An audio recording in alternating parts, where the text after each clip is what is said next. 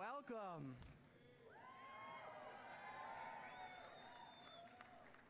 My name is Matt Walker, and my brother Alex and I would like to thank you all for coming to support our dad today.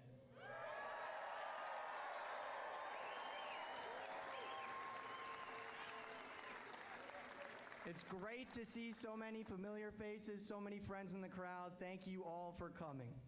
Alex and I will be your MCs today, and our job is to make sure that we stay on time.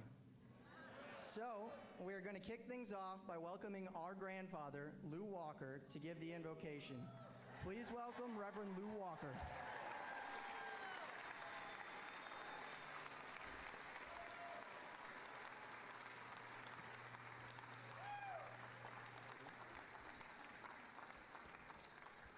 Will you join me together in prayer, please? Dear Heavenly Father, we thank you that we are privileged and blessed by you to live in a land where we can freely join together to look at ways that we can improve the government of our nation. We pray that you will bless this time and the decisions we seek to make. We thank you that you have granted this opportunity for Scott, as governor of the state of Wisconsin, to place his name in nomination for President of the United States. You said that as we seek to know your will, you will grant us and guide us and protect us. We pray for that now in Christ's name. Amen.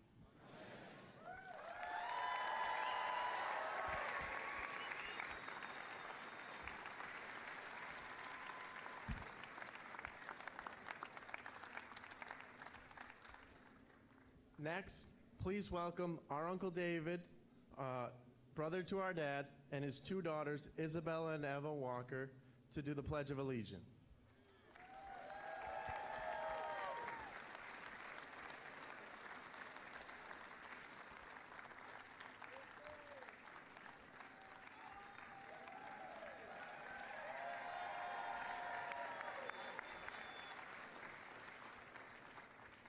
Would you please join us in the Pledge of Allegiance? I pledge allegiance to the flag of the United States of America and to the republic for which it stands, one nation, under God, indivisible, with liberty and justice for all. Thank you.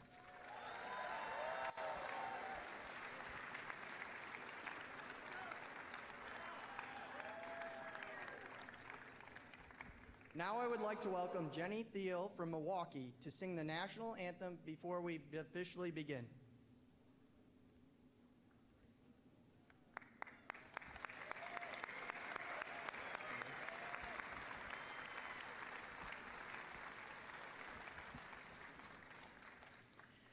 Oh, say, can you see by the dawn's early light what so proudly we held at the twilight's last gleaming, whose broad stripes and bright stars through the perilous fight o'er the ramparts we watched were so gallantly streaming, and the rockets' red glare, the bombs bursting in air, gave proof through the night that our flag was still there.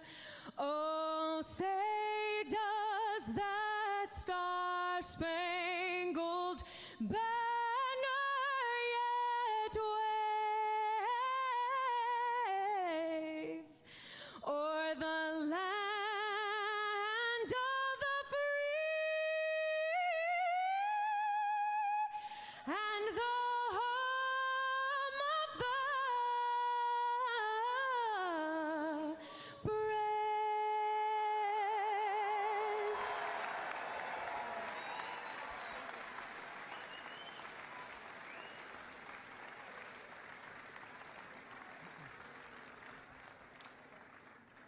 Thank you.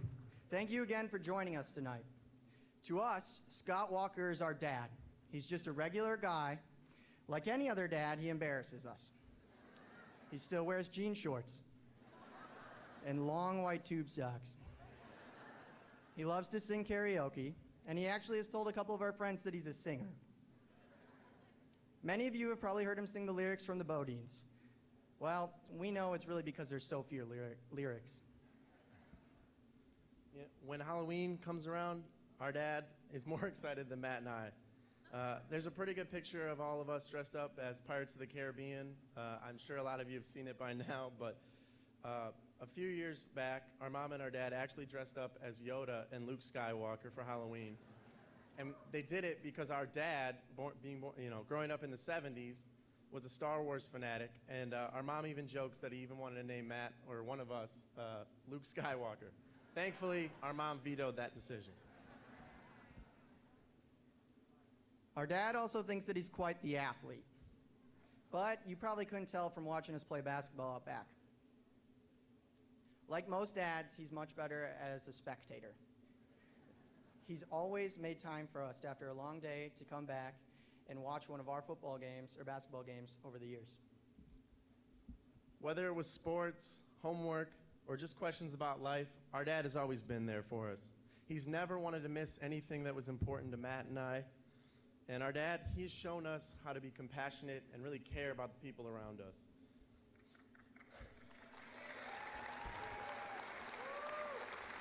You know, something that Matt and I like to say is our dad didn't inherit fame or fortune from his parents, but he did inherit a big heart.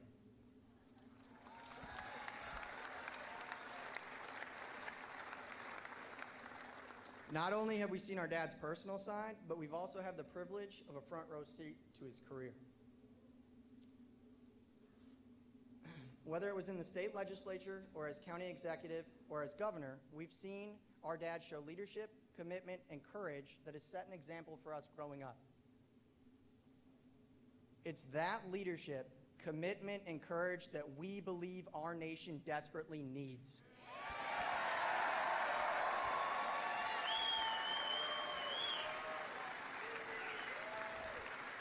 You see, when our dad ran for governor 4 years ago, voters, like many of you, asked him why. Why do you want the job?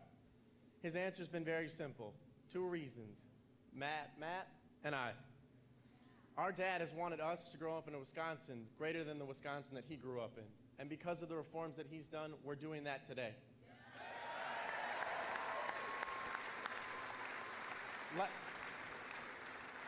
Like so many of you here today, Matt and I believe that's exactly what we need for America.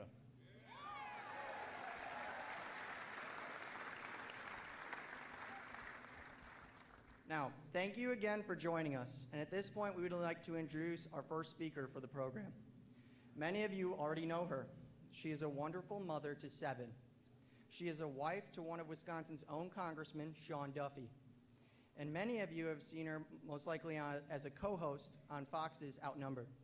Please give a warm welcome to Rachel Campos Duffy.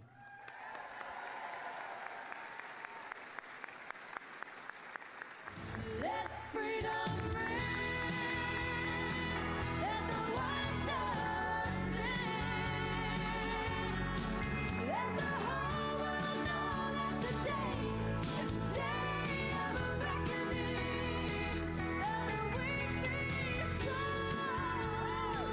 Let the right be wrong.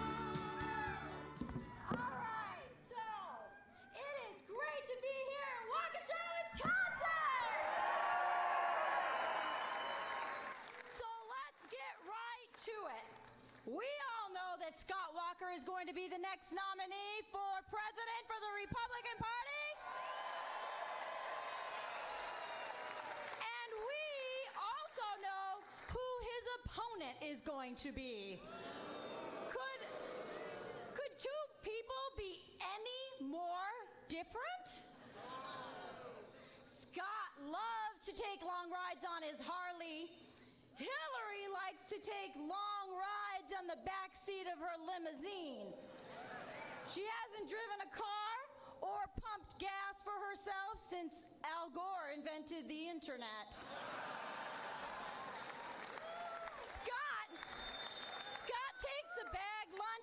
work every day. Hillary just recently discovered fast food. She now goes to Chipotle's Kardashian style with sunglasses and designer pantsuits and an entourage.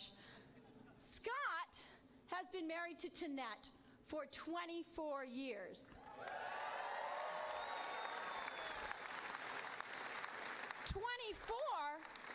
24 is Bill Clinton's favorite age.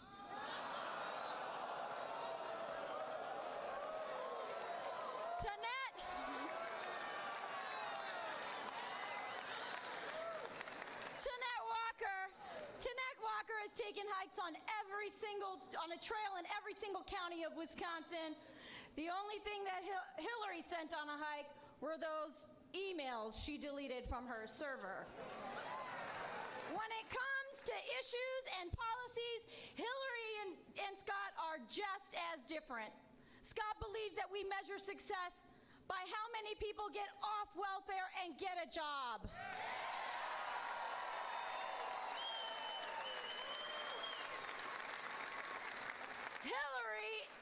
Hillary and Obama measure success by how many more Americans become dependent on government. Scott believes parental choice in education is the best way to empower minorities and the poor. Hillary believes in school choice too. But only for wealthy elites like her. For kids trapped in failing schools, her answer is no school choice. Scott Walker will fight for religious liberty. Hillary said, quote, and this is a quote, "Deep-seated cultural codes and religious beliefs have to be changed," end quote. Scott Walker will defend women and girls, especially the most vulnerable in the womb.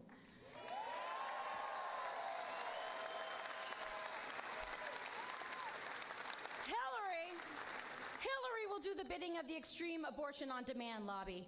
Scott Walker's record as governor of Wisconsin is unquestionable. He lowered taxes, he balanced the budget, and he implemented big, bold reforms.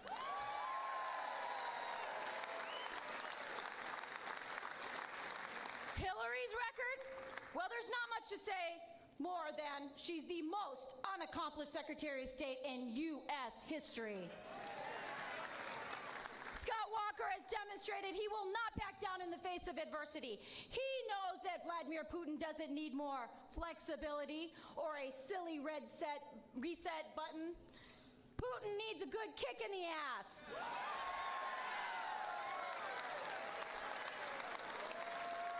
Hillary Clinton has already signaled how she'll deal with Putin. As Secretary of State, she helped him secure half of America's uranium output in exchange for donations to the Clinton Foundation and speaking fees for Bill. Scott Walker will confront and defeat ISIS, and he will not turn a blind eye to the plight of Christian and Yazidi girls who are being sold into sex slavery.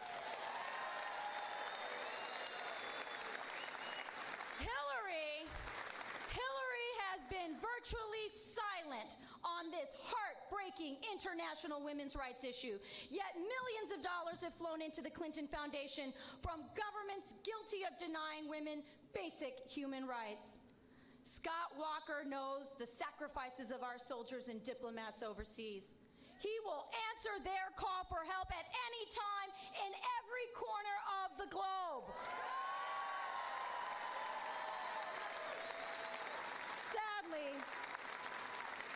Sadly, Hillary's response to those Americans in need was, "What difference does it make?" Hey, Hillary, strong leadership, support for Americans in harm's way makes all the difference between winning and losing and life and death.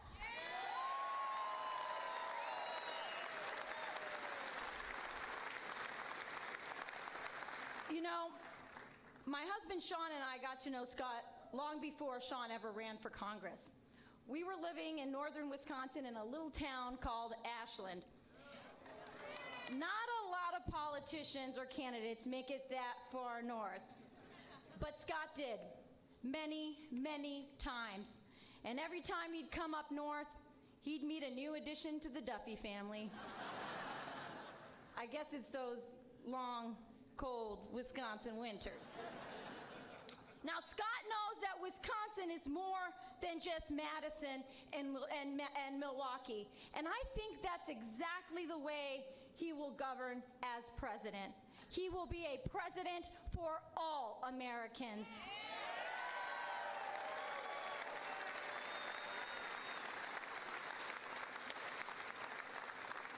We are enduring 2 terms of the most divisive president in our lifetime. Scott Walker is the perfect antidote to Barack Obama and Hillary Clinton.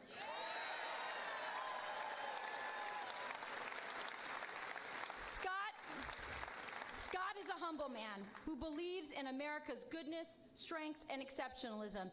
He believes the American dream is alive for anyone who wants to work hard for it, and he will fight to keep it that way. Like his hero, Ronald Reagan, he is a kind Midwesterner who relies on common sense and the wisdom of our founders. And just as importantly, beneath his unassuming, everyday guy personality lies a man with a spine of steel. A man America can count on to repeal Obamacare, to stand up to entrenched special interests here at home, to stand up for America's workers, and to defeat enemies and terrorists abroad.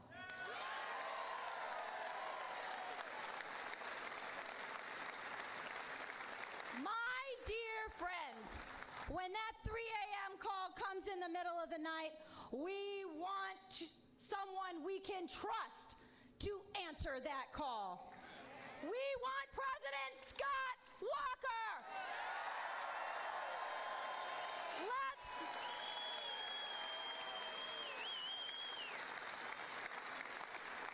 Let's get behind our governor today. Let's make him Wisconsin's first president of the United States.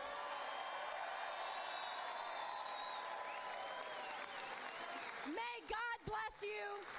May God bless Scott Walker and Tanette Walker, and may God bless America.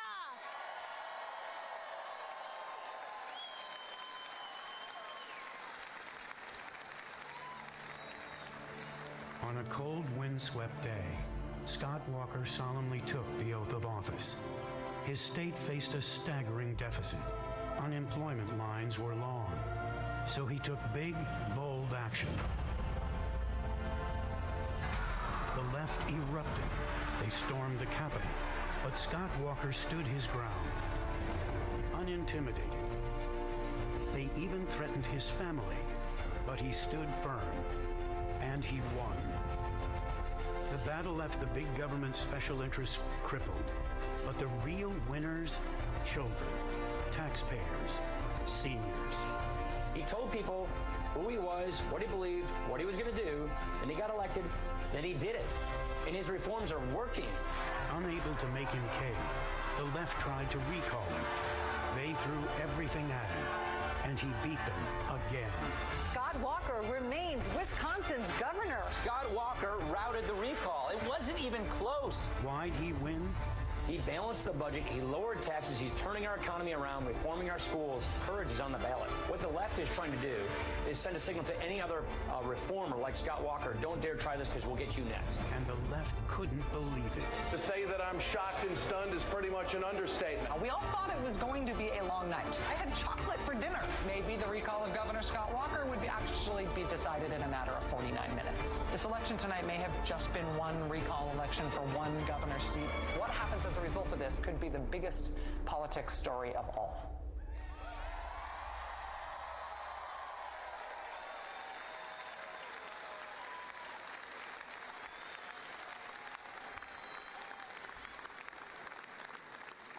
Our next speaker is a Wisconsin trailblazer, Leah Vukmir.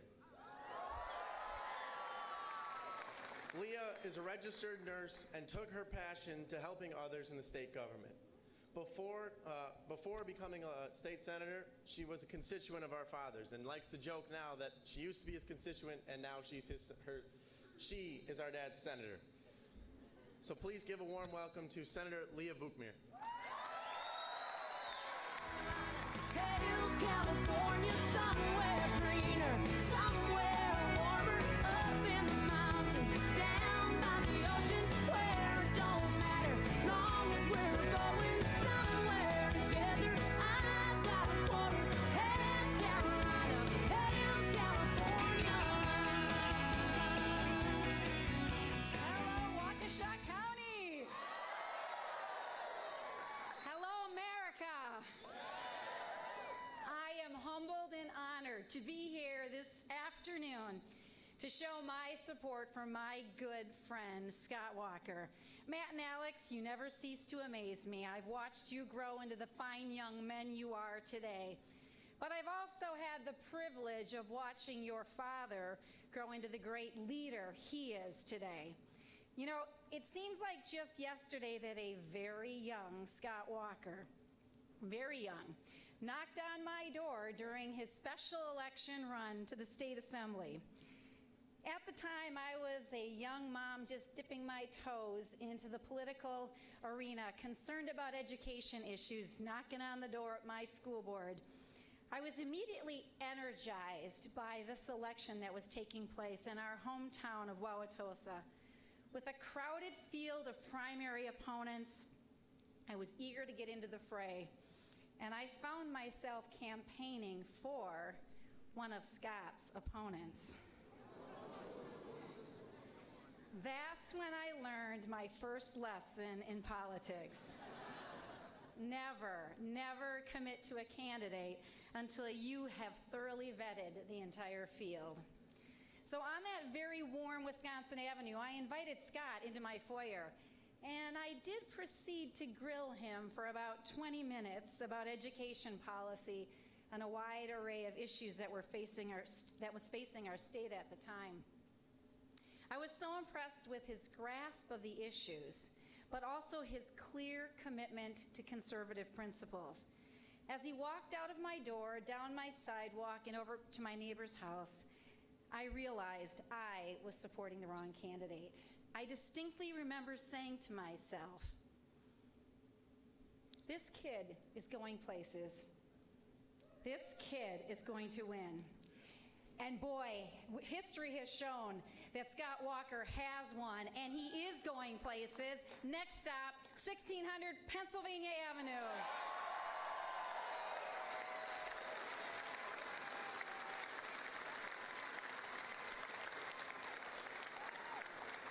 So here's my message to all the people from Iowa to New Hampshire, South Carolina to Nevada. I offer my first encounter with Scott Walker as a cautionary tale. You may think you have chosen the right candidate for 2016, but you owe it to yourself, no, you owe it to your children and your grandchildren to take a hard look at Scott Walker, because you don't want to make the similar mistake that I did. In 2002, we all know Scott became our Milwaukee County executive, where he continued to enact conservative reforms.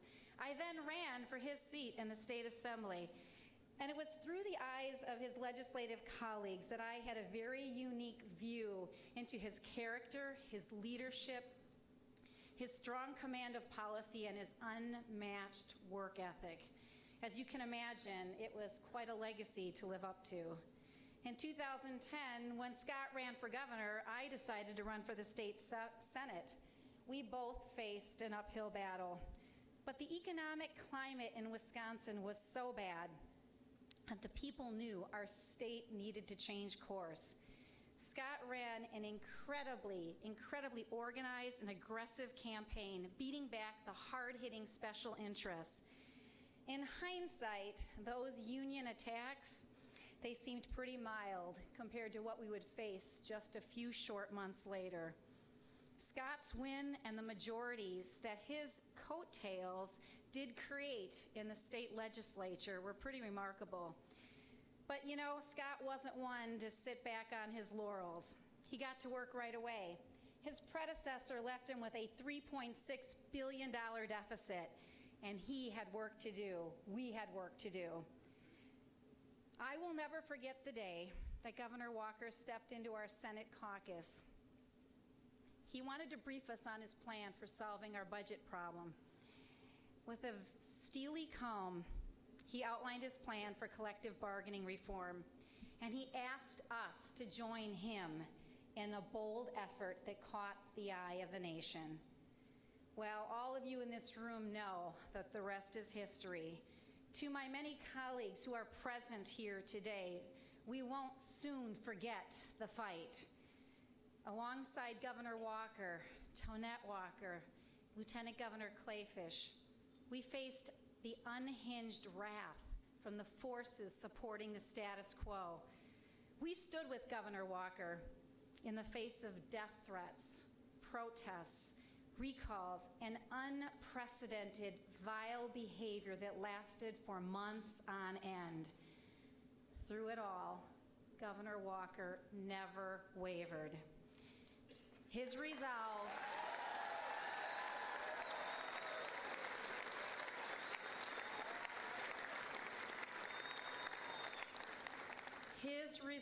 set an example for all in the legislature.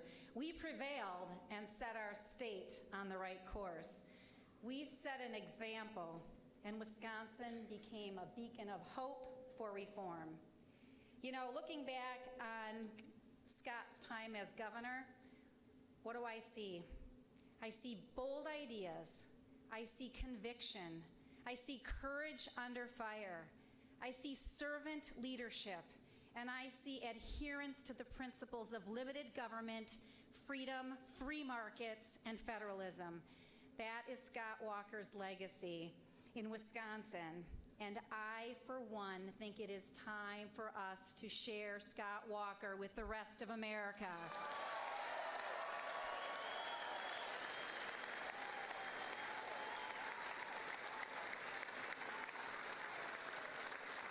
Because you know what? America needs what we have here in Wisconsin. America needs a leader like Scott Walker. America needs a leader who will stand up to special interests, a leader who will defend our borders, a leader who will cherish our founding principles, and a leader who will put the taxpayers first.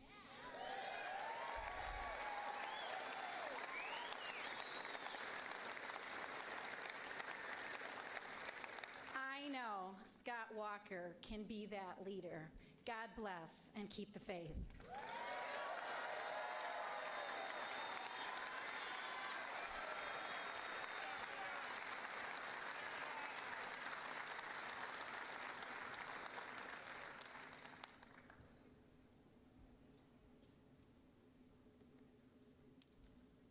Thank you, Senator Vukmir. I can't say enough good things about Rebecca Clayfish. She and my dad have turned the state of Wisconsin around with their leadership. Our families endured the recall election together. And ultimately, she and my dad followed through on their promises to take down the special interest and put the power back in the hands of the hardworking taxpayers.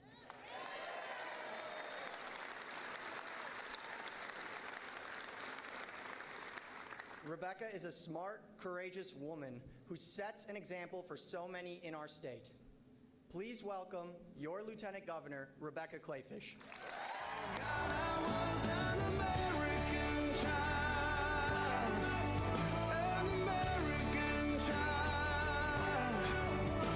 ‘cause dreams can grow wild, born inside an American child.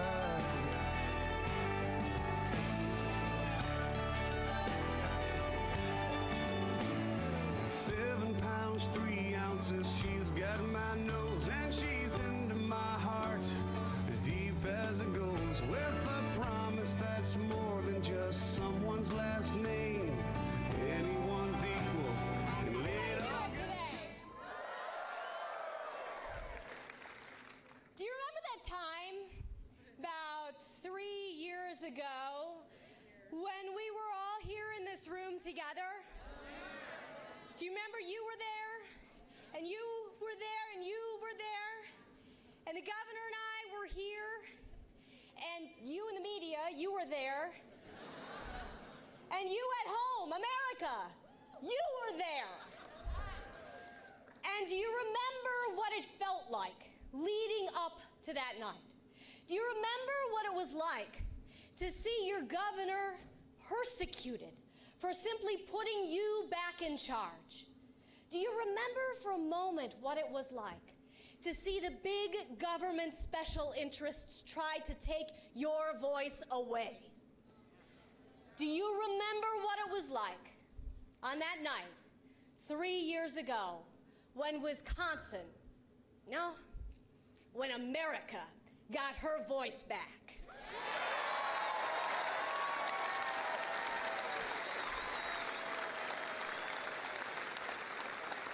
Do you remember on recall night when we showed the world that here in Wisconsin, this is what democracy looks like?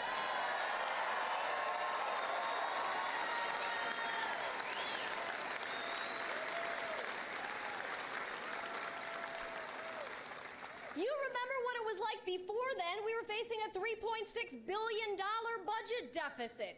We had lost tens of thousands of jobs. And today, that fight that you took on, that fight that Governor Scott Walker was your general for, has now saved between state and local governments more than $3 billion.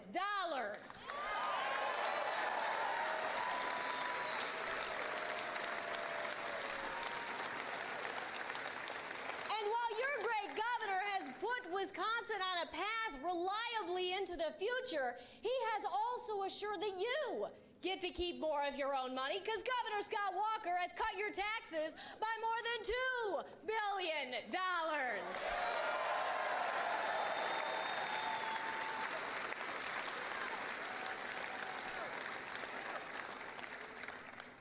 Do you remember, though, what it was like when they came? They came on planes, and they came on buses. They came in their cars, and they came in their trucks, and they came with their signs and their drums and their vuvuzelas. They came and they protested, and they tried to take your voice away. They wanted to be in the driver's seat, but it was one man who stood up. In a Herculean effort like a David to a Goliath, Governor Scott Walker had your back.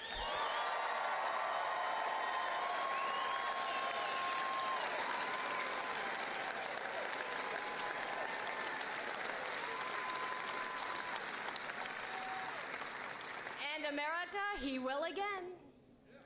See, here in Wisconsin, we really like to save. You all know that. I mean, when the Macy's store came to our great state, the first question to Macy's was, will you offer coupons in the Sunday newspaper? Governor Scott Walker has spared no American man, woman, or child. His story about getting a sweater for $1 at Kohl's clearance rack. We in Wisconsin, we love to save. But there are some things that are just too good to save for ourselves. There are some things that must be shared.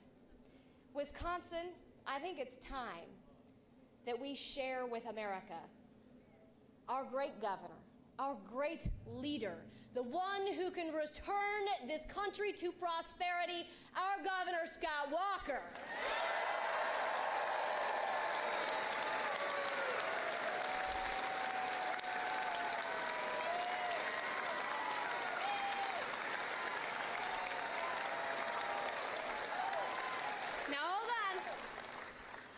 When I look around and I remember that night 3 years ago, I remember all the moments that we shared, all of us, working to put you back in charge.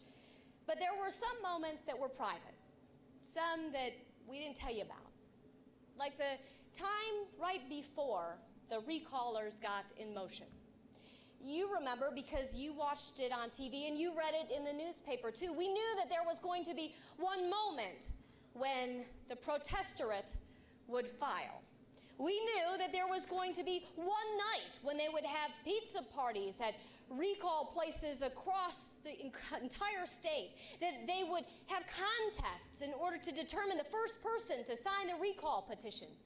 We knew that they were going to set up card tables in parking lots and in gas stations all across our state, where you could sign up to recall the governor on the white sheet and me on the pink.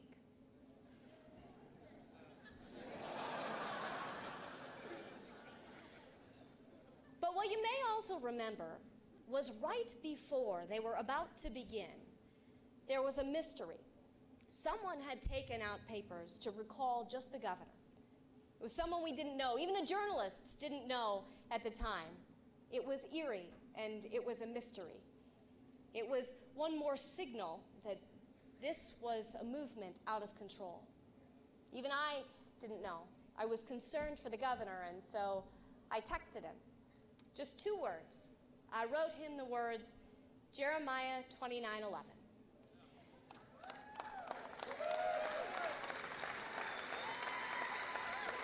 For I know the plans I have for you, declares the Lord, plans to prosper you and not harm you, plans for hope and a future. Just a moment later, my phone rang. The governor had texted me back. Just 2 simple words. Isaiah 54:17. The governor's verse says this: no weapon formed against you will prevail.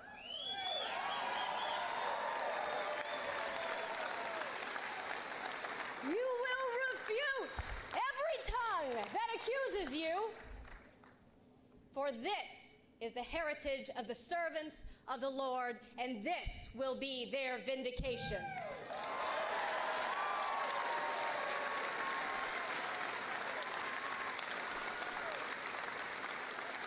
America, are you ready to be vindicated? Are you ready for a great leader who has fought and who has won? Are you ready, America, for Scott Walker?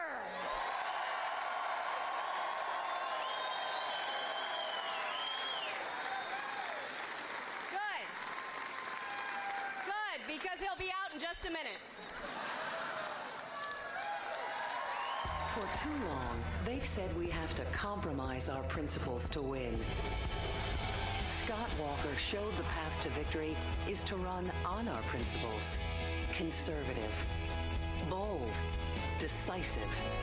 He balanced budgets, cut taxes, beat the special interests, improved education, created jobs, and showed how to fight and win. America needs new, fresh leadership with big, bold ideas from outside of Washington. Actually get things done. In Wisconsin, we didn't nibble around the edges. We enacted big, bold reforms, took power out of the hands of the big government special interests, gave it to the hardworking taxpayer. Those lives are better because of it. We fought and we won. In the Republican field, there are some who are good fighters. They haven't won those battles. There are others who've won elections but haven't consistently taken on the big fights. You showed you can do both. Now I'm running for president to fight and win for the American people.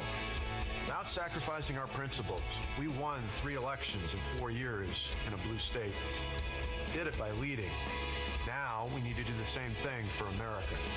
It's not too late. We can make our country great again. Join our cause. Help us fight and win for America.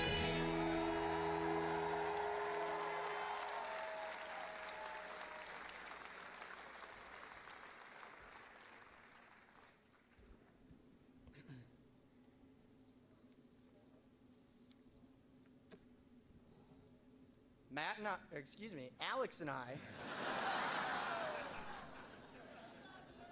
Thank you. Alex and I would like to now introduce a woman so important to us. Our mom has shown us what it means to be strong in times of adversity. She has been our biggest supporter, and we love her. We are grateful for everything that she has done for us over the years.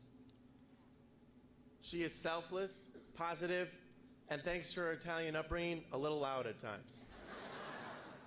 She's been the rock that's kept our family together through the last 4 years, and is someone that's so special in our lives. Ladies and gentlemen, please welcome our mom, Tonette Walker.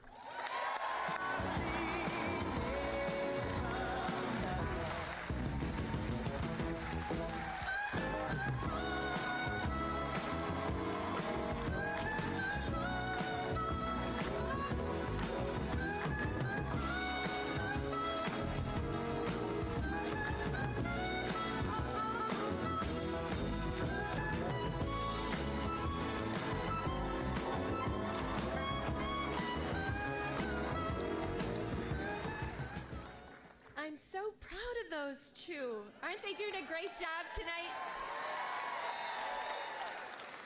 And thank you all for being here so that I can present my husband, Scott Walker, to this great country. Last time we were here, when we were at the Expo Center, we had just won the recall election. I'm so proud of Scott for winning 3 elections in 4 years. So when he told me he was thinking about a 4th election, I said, what the heck, why not? Scott and I wouldn't be standing here today with all the support that we have from this room. You have not been simply bystanders. You made the phone calls, you knocked on the doors, and most importantly, you prayed for us. And we felt those prayers, and we cannot thank you enough.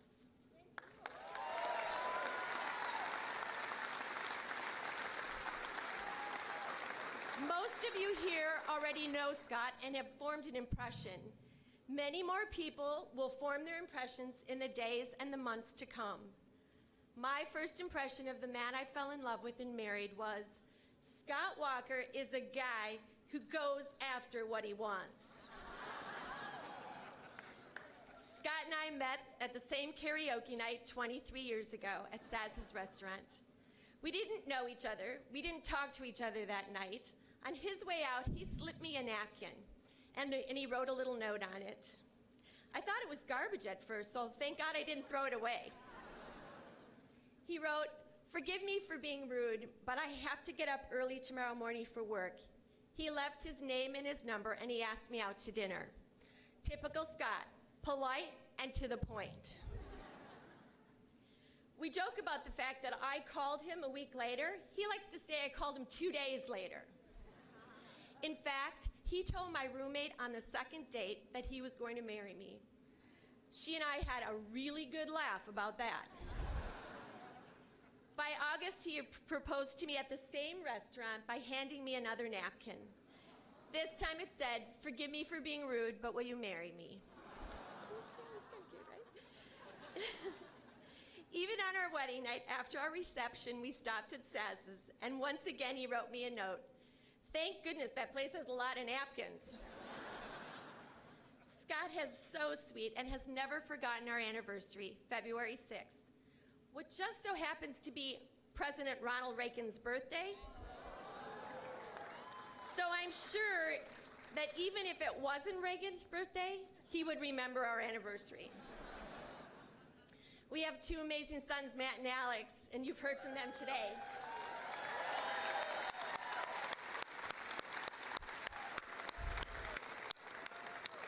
From the moment Scott became a dad, he put our sons first and has taught them the values of faith, hard work, and honesty. Our sons mean the world to us, and our family is excited to start this new adventure. Over the last 4.5 years, the people of Wisconsin have formed their impressions of Scott. In fact, with 3 elections in 4 years, they have a second and third impression too. Ultimately, our fellow Wisconsinites voted him to continue leading our great state. Yeah.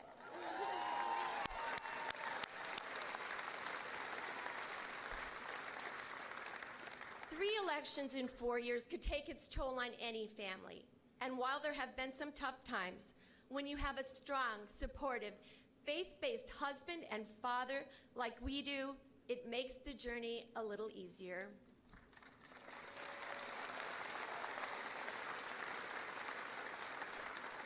It was was a difficult time, but no matter how personal the attacks became, I am so proud of the way Scott handled it. He never made it personal. Instead, he worked tirelessly with the state legislature to reform a broken system, and together they won. Scott and I taught our sons that in any situation, when you're under fire, if you're respectful and stay strong, you can survive and get through anything.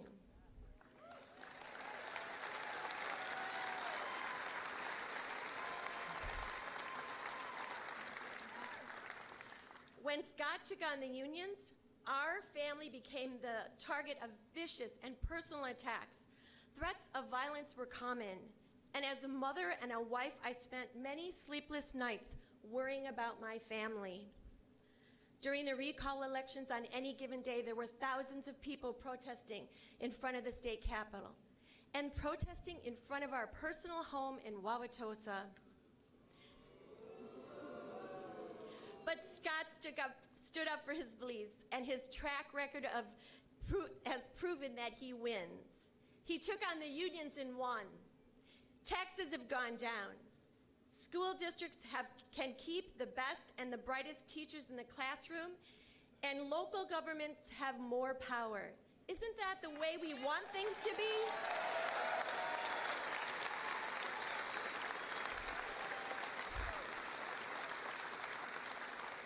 It was never easy, but it was worth it. And Wisconsin wins with Walker.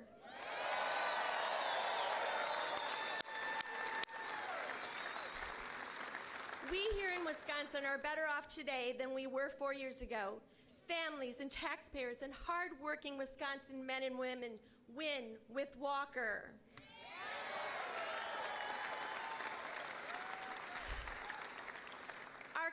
Our concern now turns to all of America's sons and daughters. Our children and our grandchildren deserve an America as great as what we've experienced, or even better. Today, America faces challenges at home and abroad. Meeting those challenges will require bold, decisive, conservative leadership and a person with a proven record of winning. Someone who will not be intimidated by anyone. Starting today, you and the American people will begin to learn more about my husband, his achievement, his service, and his story. I hope that you will know him as the loving husband, thoughtful father, and the fearless leader that I know and love.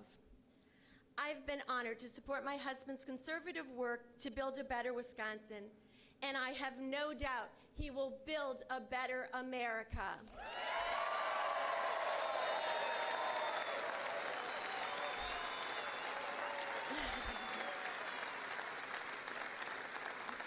I am so very proud to introduce my husband to the people of this great nation.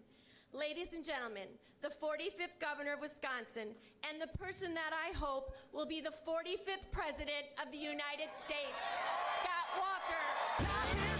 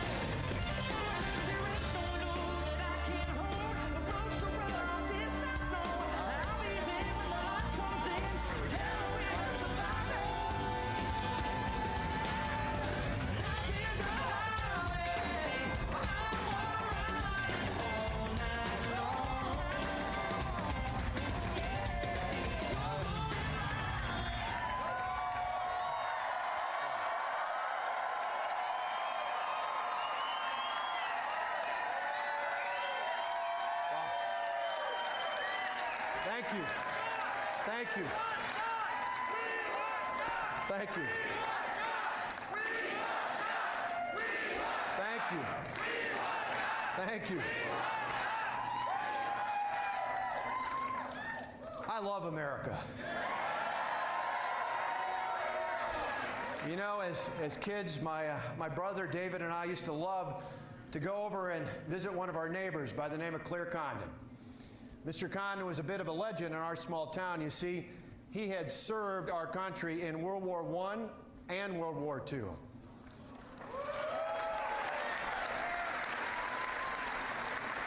Then, like so many other veterans, he came back and served his community. You know, over the years, we used to love to see him down at the concession stand at Legion Baseball. He'd help out in our church, and he was a leader in my Boy Scout troop. In fact, I can remember over the years, before Memorial Day, he would organize me and all the other scouts as we would go through and put up flags on the graves of the fallen.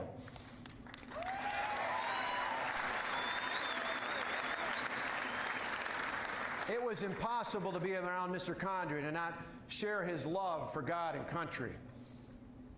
You know, I think back 30 years ago, Mr. Condon's American Legion post helped me attend a program called Badger Boys State. And it was there that I learned about state and local government. You know, along the way, it was interesting. I got the chance to be selected to represent Wisconsin at a program out in Washington, D.C. called Boys Nation. And there I met another veteran, a Vietnam veteran from Georgia by the name of Bob Turner. Now, Bob and all the other veterans that ran that program not only taught us about the federal government, the national elections, they shared their love for our country. And they inspired within me the importance of public service when it comes to defending our liberties. Veterans like that remind me that what makes America great is the fact that America is a can-do kind of country. Unfortunately, we have a government in Washington that just can't quite seem to get the job done. You know, Washington, or as I call it, 68 square miles surrounded by reality. Well, the good news is it's not too late. We can turn things around.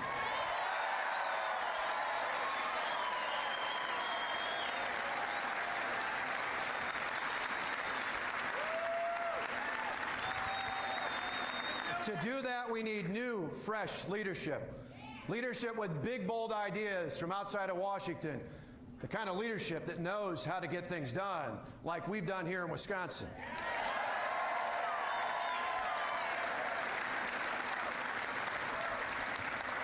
Since I've been governor, we took on the unions and we won.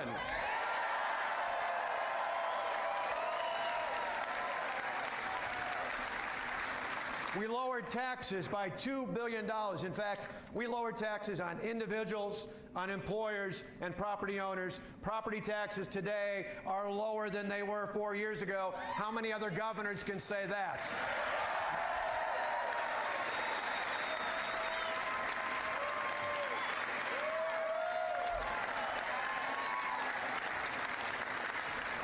Since I've been governor, we passed lawsuit reform and regulatory reform. We defunded Planned Parenthood and passed pro-life legislation.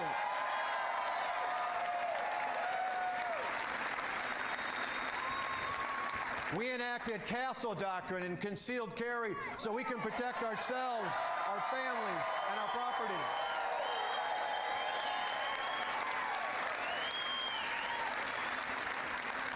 And we now require a photo ID to vote in this state.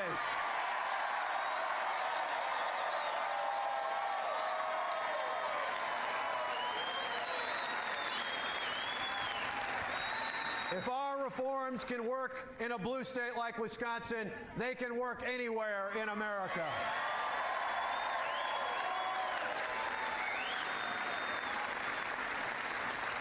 As I travel this country, though, I got to tell you, I hear from people who say they're frustrated with politicians telling people what they're against and who they're against. Americans want to vote for something and for someone. So tonight, let me tell you what I'm for.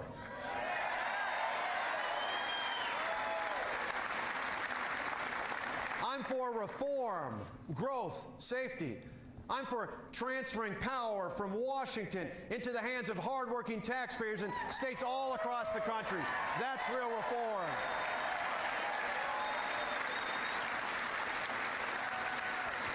I'm for building a better economy that allows everyone to live their piece of the American dream. That's pro-growth.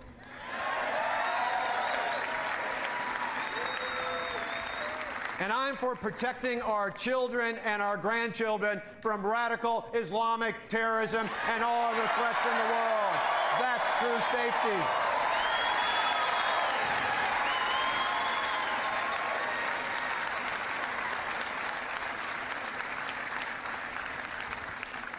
My record shows that I know how to fight and win. Now more than ever, America needs a president who will fight and win for America.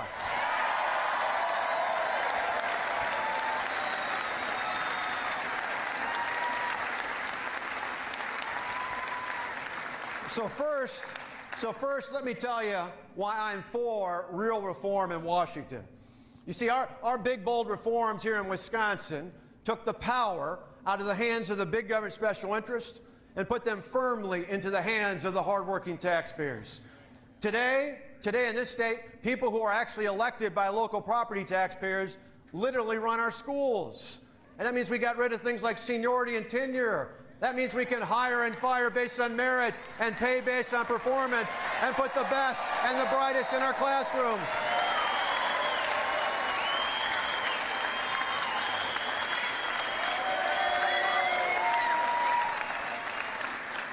Now think about that. 4 years later, graduation rates are up.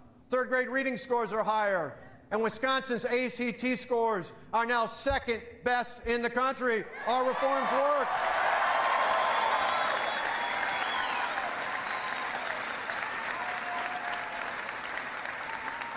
That just goes to show that government closest to the people is generally the best, which is precisely why we need to take power and money out of Washington and send it back to our states in key areas like Medicaid and transportation and workforce development and education.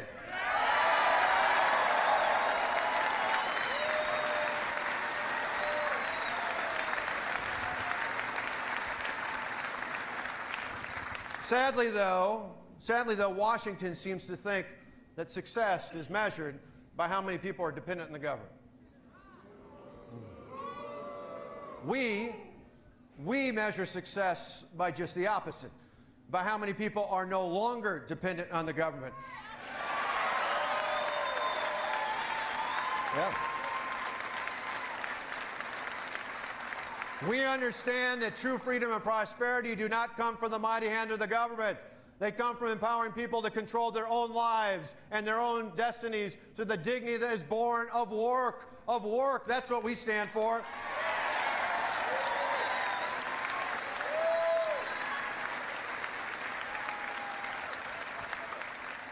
Now, as a kid, my first job was washing dishes at the Countryside Restaurant. Then I moved up to the big time. I started flipping hamburgers in high school at McDonald's to save up for college. My dad, who you heard before, was a small-town preacher, and my mom was a part-time secretary and bookkeeper. My grandparents were farmers who didn't have indoor plumbing until my mom went off to junior high school. My dad's dad was a machinist for 42 years at Barbara Coleman down in Rockford, Illinois. My brother and I have thought back throughout the years, and we've realized we didn't inherit fame or fortune from our family. What we got was the belief that if you work hard and you play by the rules, you can do and be anything.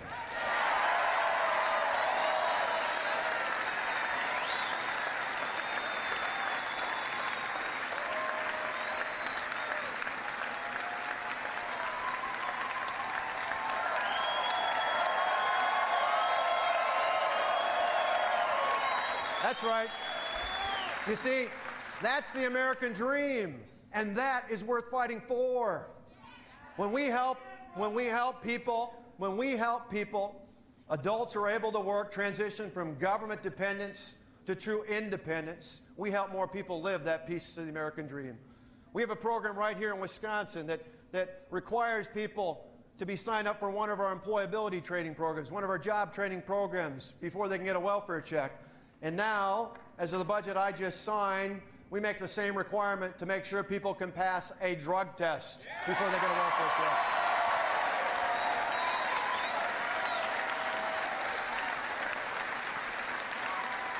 That's right.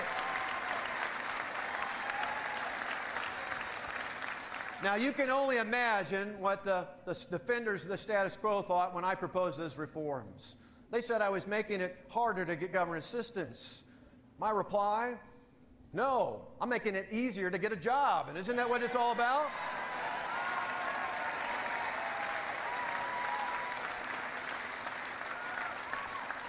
Now, you know, strong families are important in this whole role as well. You see, we know that children are raised in a household with both parents involved are more likely to finish school, to get a good job, and to live a life free of government dependence. We need a federal government that will actually stand up and support strong families by getting rid of the marriage penalty and by getting rid of policies, welfare policies, that make it hard for fathers to play an active role in the lives of their children. We need to encourage families.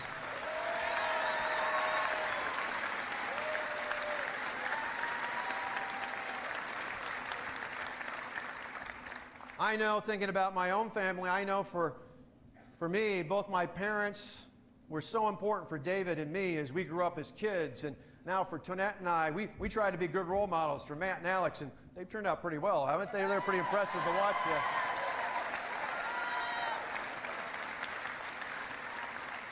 We're so proud of them. And I think about that, and I think about Matt, and I think about Alex, and I think about all the others in their generation. And for them, I want them to grow up in a more free and prosperous country. That's really about the American dream there.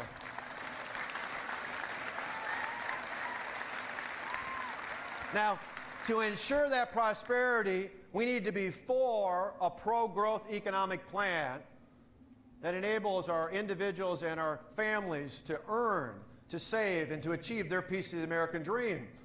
Now, there's a real contrast out there. Instead of the top-down, government knows the best approach that you hear from so many in Washington, we need to build the economy from the ground up in a way that's new and fresh, organic and dynamic, that says, as long as you don't violate the health and safety of your neighbor, go out and start your own career, build your own business, live your own life.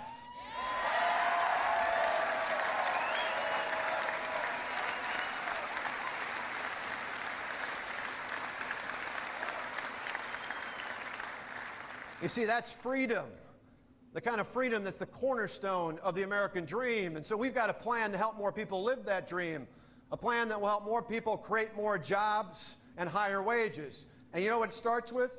We need to repeal Obamacare once and for all.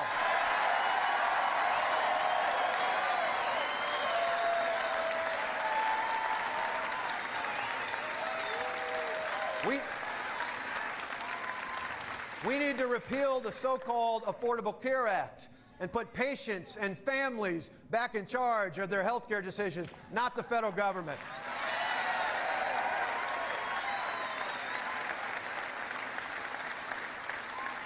Many of you here know when I first became governor, I literally allowed the state to join the federal lawsuit against Obamacare on my very first day. We need a president who on the first day will call on the Congress to once and for all repeal Obamacare entirely.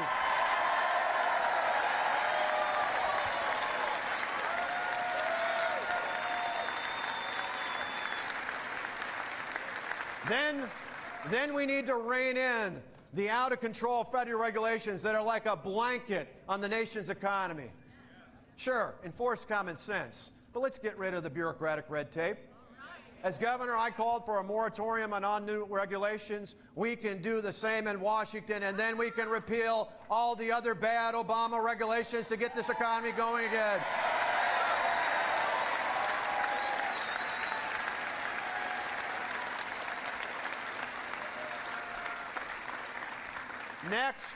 Next, we need to put in place an all-the-above energy policy that says we're going to use the abundance of what God has given us here in America and on this continent.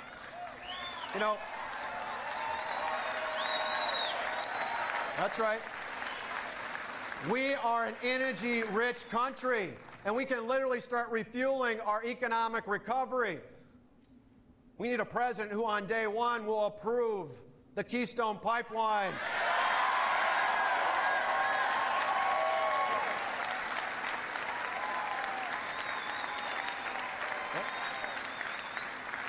That's right, approve that pipeline and put in place a plan to level the playing field for all their forms of energy. And then we need to help people get the education and the skills that they need to succeed. Because we know if we do that, we can help people find careers that pay far more than the minimum wage. Here in Wisconsin, we reformed public education. And we provided more quality choices. Quality choices for families, because you see, I trust families and I trust parents to make the right decision for their children. I believe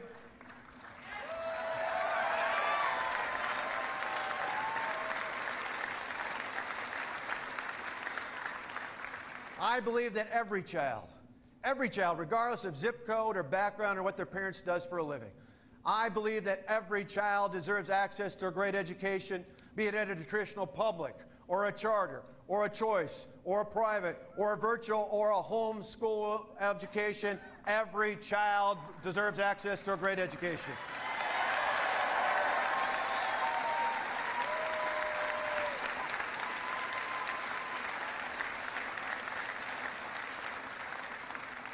That's why I want to work, and you know what, along with that, I want to make sure we have high standards. But those standards should be set at the local level. No Common Core, no nationwide school board.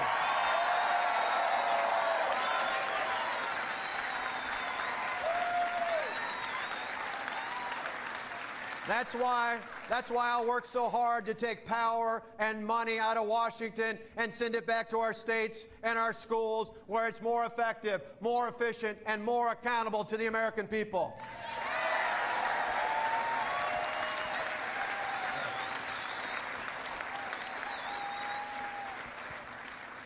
Now think about this. If you were to take $1 out of your purse or your wallet, where would you rather spend that? In Washington or at your child's school? I'd rather spend it at your child's school, and if you give me the chance, we're going to send those dollars back to help your child at your school.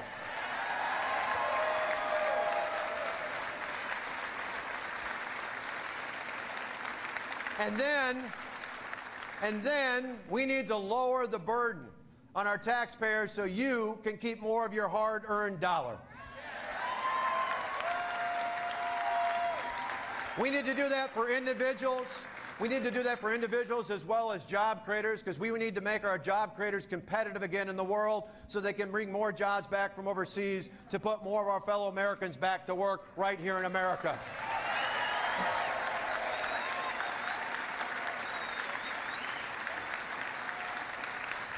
And you know what? We can do it. We can do it because we did it in Wisconsin, and we can do it in Washington.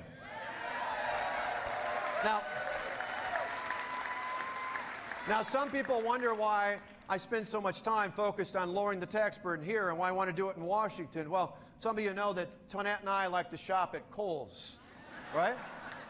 So over the years, I've learned if I'm going to go buy a new shirt, I go to that rack that says it was $29.99, and now it's $19.99. And then we go up to the cash register and we get out the insert from the Sunday newspaper, you know, the little scratch-off one there. Or maybe we get the flyer we got back at home, right? Where you get 15 or 20, or if you're really lucky, 30% off, right? You know what I'm talking about. And then as the clerk is ringing it up, Tonette scoops into her purse and pulls out some of that Kohl's cash. And next thing you know, they're paying me to buy the shirt, right?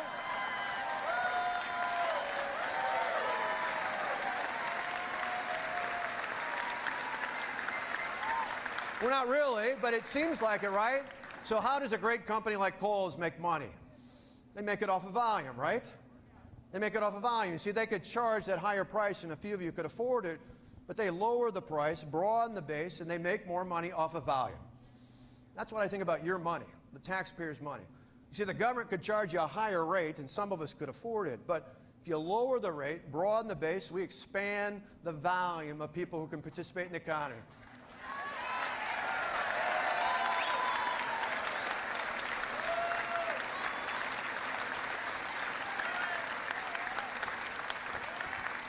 Years ago, we used to call that a similar plan was successful under President Ronald Reagan. And back then, we used to call it the Laffer curve. Today, I call it the Coles curve, because I believe you can spend your money far better than the federal government. And when we do, the economy will get a whole lot better.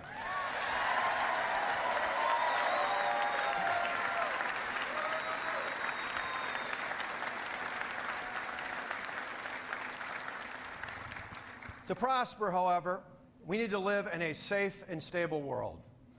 That's why I'm for true safety. The Commander-in-Chief has a sacred duty to protect the American people. In my lifetime, the best president when it comes to national security and foreign policy was a governor from California.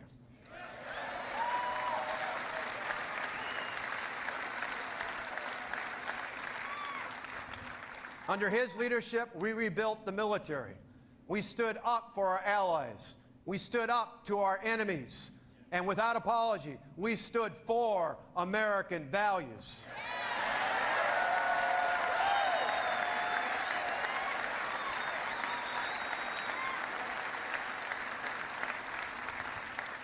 That led to one of the most peaceful times in modern American history. Sadly, today, under the Obama-Clinton doctrine, America is leading from behind, and that has us headed towards a disaster. Think about this. We got a president who drew a line in the sand and allowed it to be crossed. A president who called ISIS the JV squad, Yemen a success story, and Iran a place we can do business with. Iran. Think about that. When my brother David and I were kids, I can still remember we used to tie ribbons around the tree in front of our house during the 444 days that Iran held 52 Americans hostage. One of those hostages was Kevin Hermaning, who grew up down the way in Oak Creek. Kevin was the youngest of the hostages, a Marine who'd just been assigned to serve at the U.S. Embassy in Tehran. Kevin Hermaning is here today with us.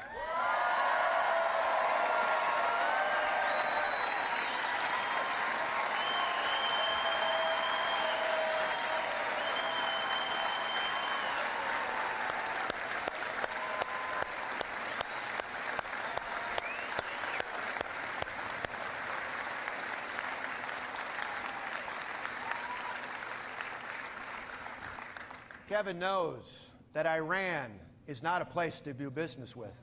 You see, Iran hasn't changed much since the day he and the other hostages were released on President Reagan's first day in office.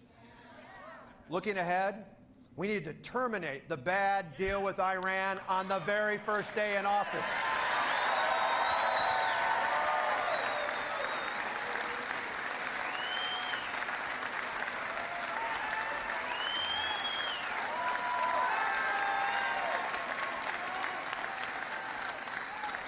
We need to terminate that deal on the very first day in office, put in place crippling economic sanctions on Iran, and convince our allies to do exactly the same thing.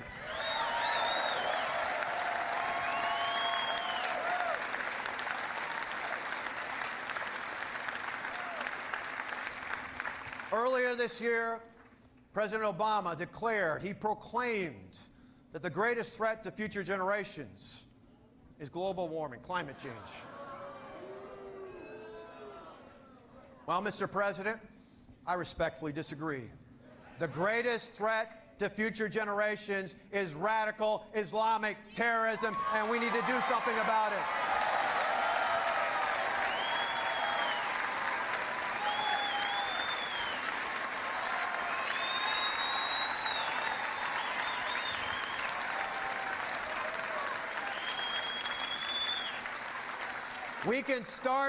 We can start by lifting the political restrictions on our military personnel already in Iraq and empower them to help our Kurd and Sunni allies reclaim the territory taken by ISIS, because you know what? On behalf of your children and mine, I'd rather take the fight to them instead of wait till they bring the fight to us.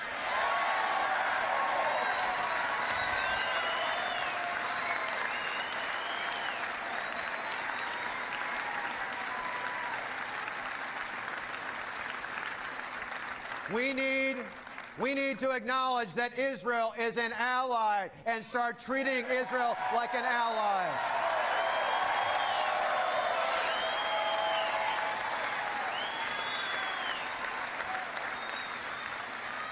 There should be no daylight between our two countries.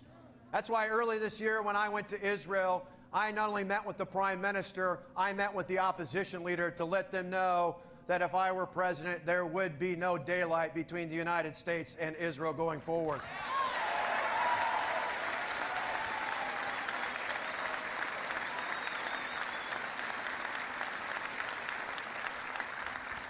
We need to stop the aggression of Russia into sovereign nations. You see, Putin believes in the old Lenin principle that you probe with bayonets. If you find mush, you push. Under Obama and Clinton, Putin has found a whole lot of mush over the last few years.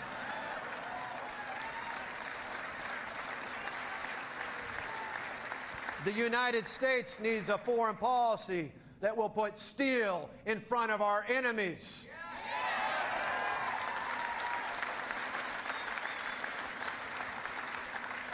We need to stop China's cyber attacks, slow their advances into international waters, and speak out about their abysmal human rights record.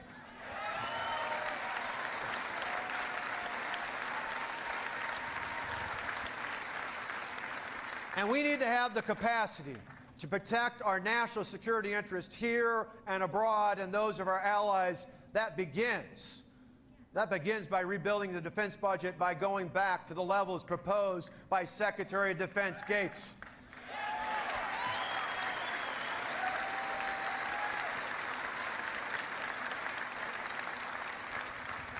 We need to honor our men and women in uniform by giving them the resources that they need to make us safe, and going forward by giving them the quality and timely health care that they deserve when they return home.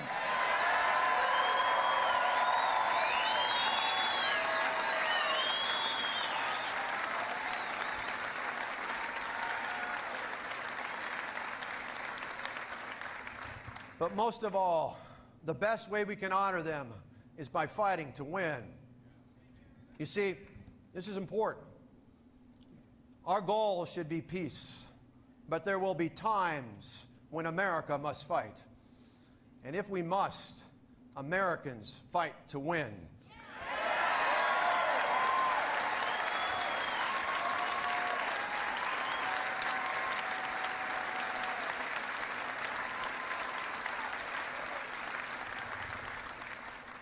Going forward, the world must know that there is no greater friend and no worse enemy than the United States of America.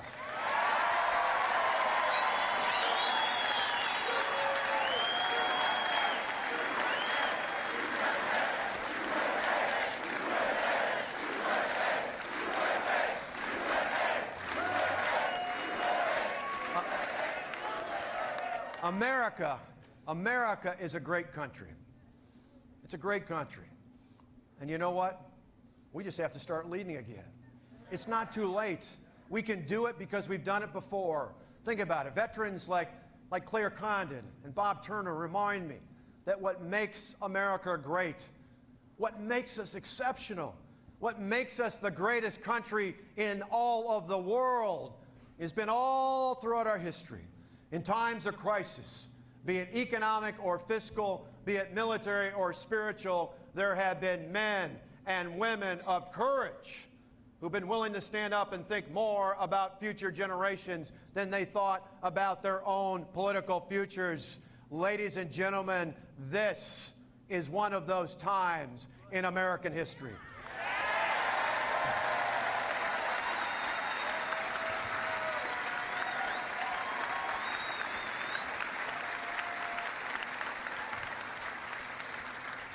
And so, after a great deal of thought and a whole lot of prayer, we are so honored to have you join with us here today as we officially announce that we are running to serve as your President of the United States of America.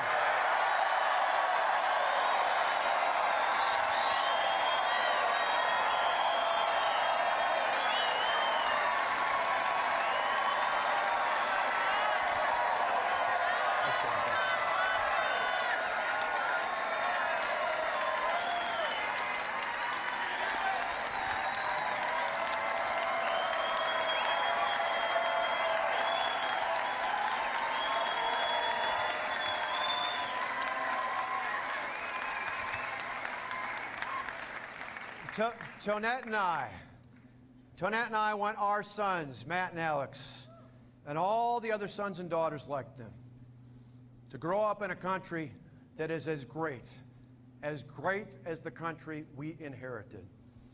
Americans deserve a president who will fight and win for them.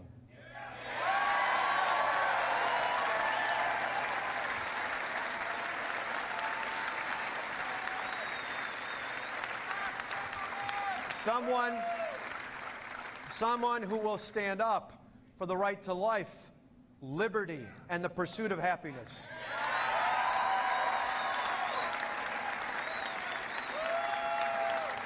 Someone who will stand up for our religious freedoms and all of our other constitutional rights.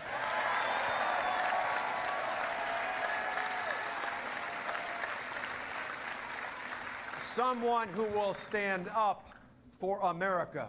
You see, it doesn't matter whether you come from a big city or a suburb or a small town. I will fight and win for you. Healthy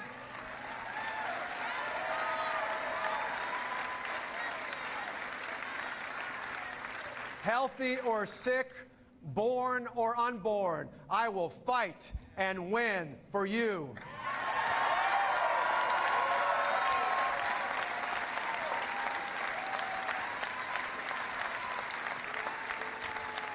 Young or old or anywhere in between, I will fight and win for you.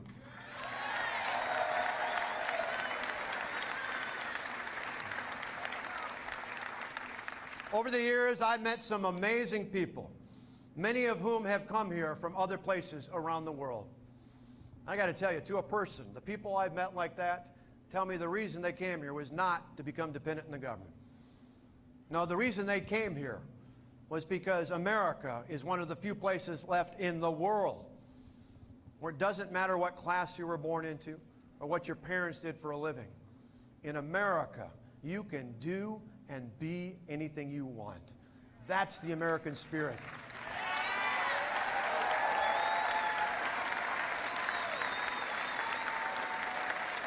You see, in America, the opportunity should be equal for all of us. But the outcome, well, that's up to each and every one of us here and across this great country. That's why we just took a day off to celebrate the 4th of July and not the 15th of April, because in America, we celebrate our independence from the government, not our dependence on it.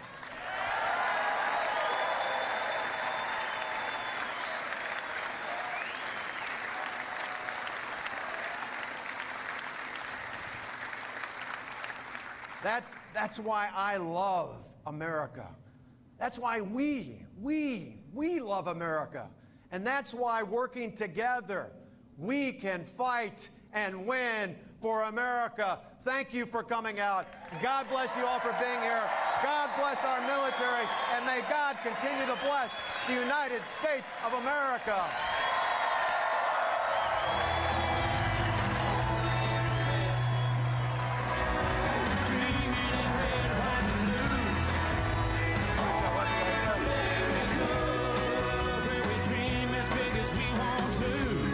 We all get a chance. Everybody gets to